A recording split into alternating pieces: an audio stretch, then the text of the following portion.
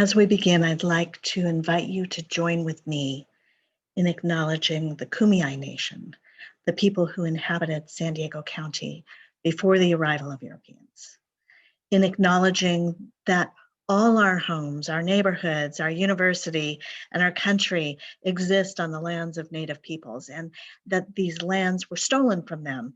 In essence, most of us in America benefit in some way because of this theft. It's important that we face the history of this nation and that we seek out stories that reveal the daily lives of not just the Kumeyaay people, but Indigenous people throughout this nation, how they interacted with each other and their land, and that we recognize the violence that forever changed the way they live. As we recognize the injustices of the past, we can move forward to seek justice for the future. In many ways, this land acknowledgement is connected to our theme for the semester.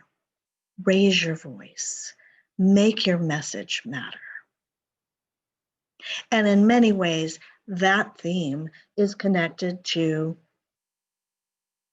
RWS 305, which is writing in various situations.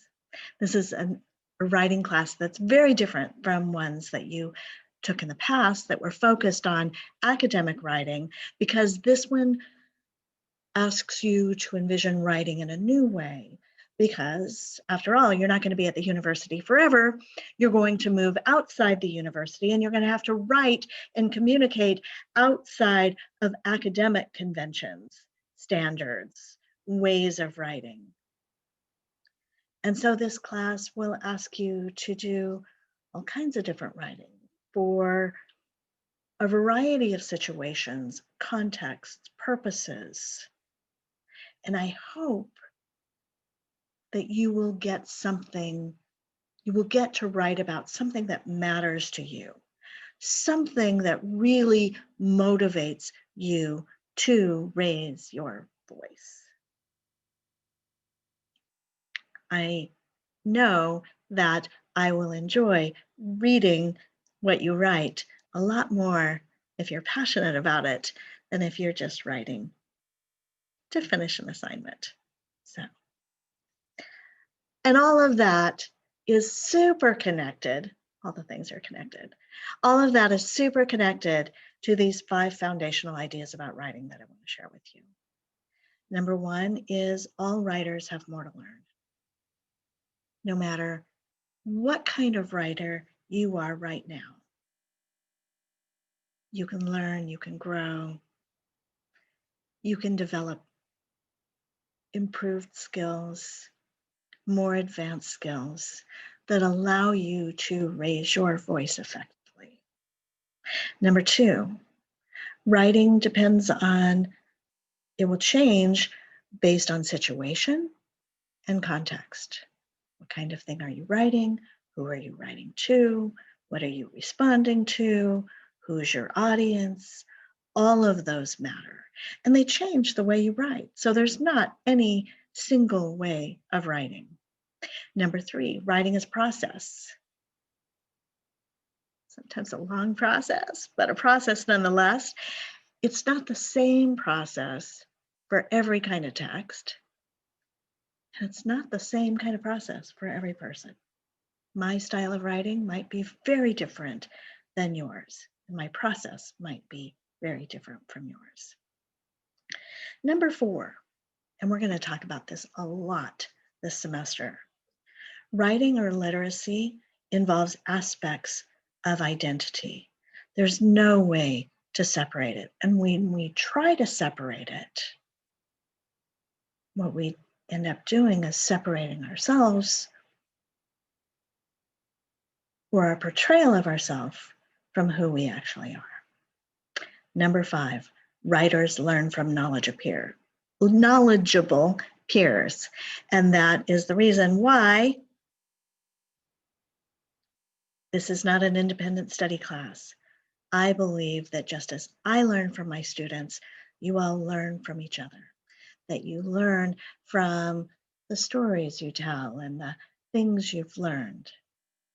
And I would hate for that to go away, even though we're learning online. James Paul G., a linguist, talked about that intersection between identity and language. He claims that anytime we're using language, we're engaged in saying, writing, doing, being, valuing, believing combinations which integrate words, acts, values, beliefs, attitudes, and social identities, as well as gestures, glances, body positions, and clothes. You pretty much can only see my head and my shoulders, but my hands are going all over the place.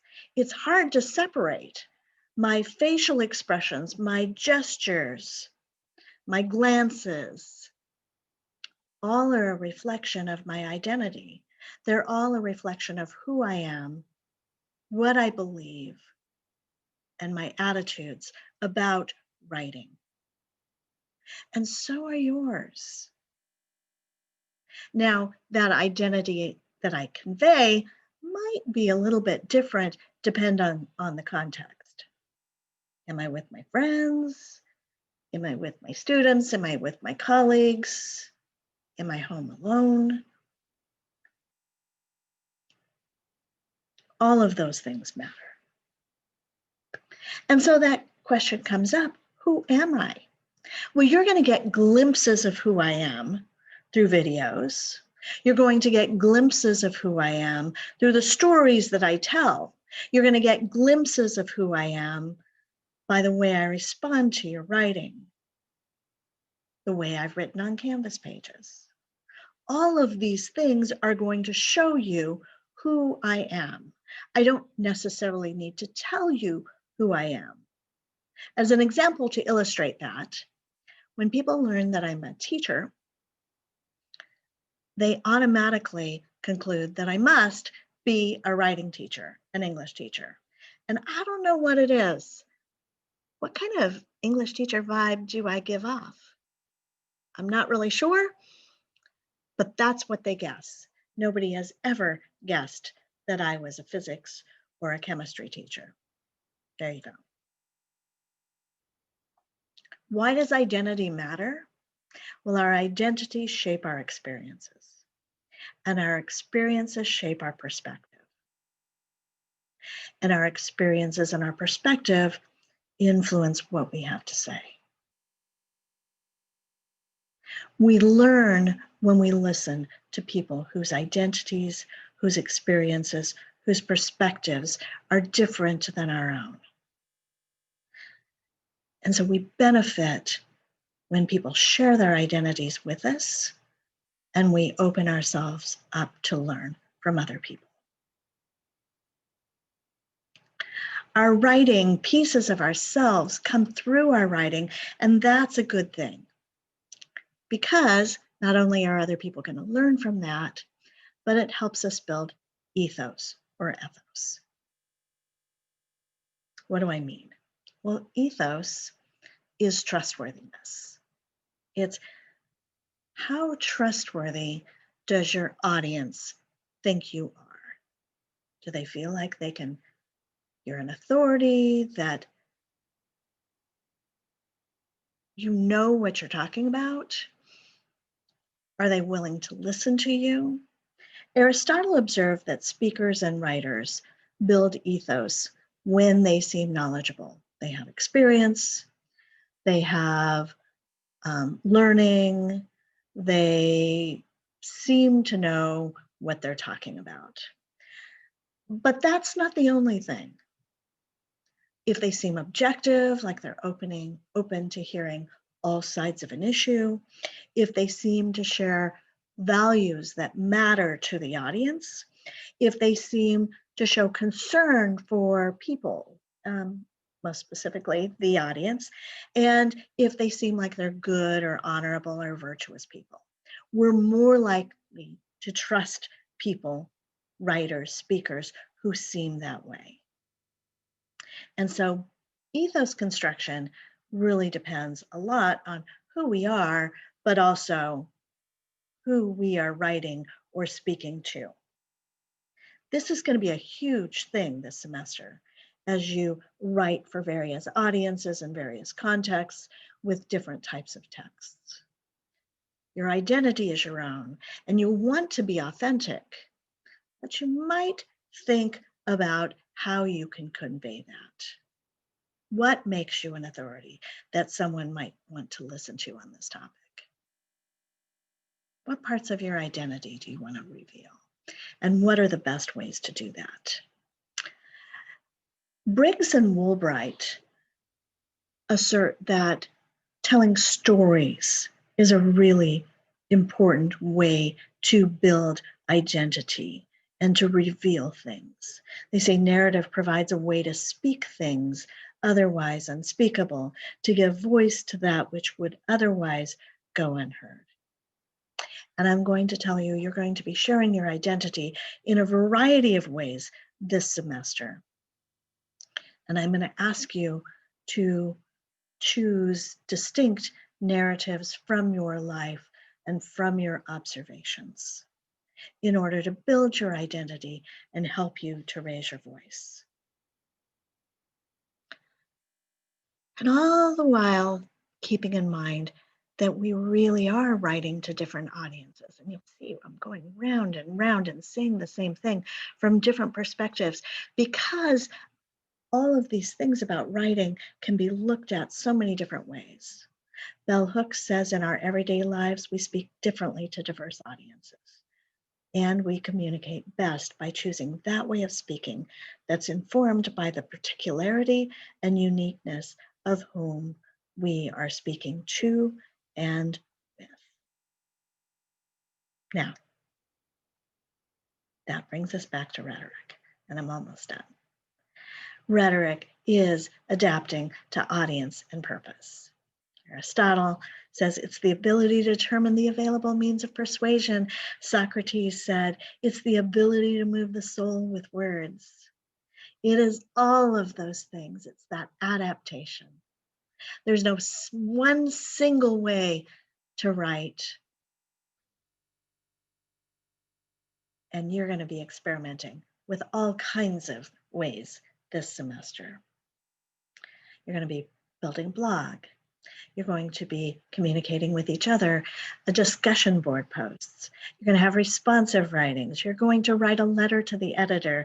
You're going to write a personal essay. You're going to write a resume and a cover letter for a real job posting. All of these are ways that you're going to build your identity for different purposes.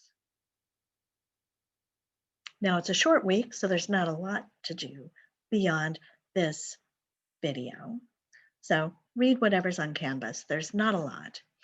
You're going to also participate in week one's discussion board, posting a primary post by Thursday, and then you're going to respond to other students by Saturday.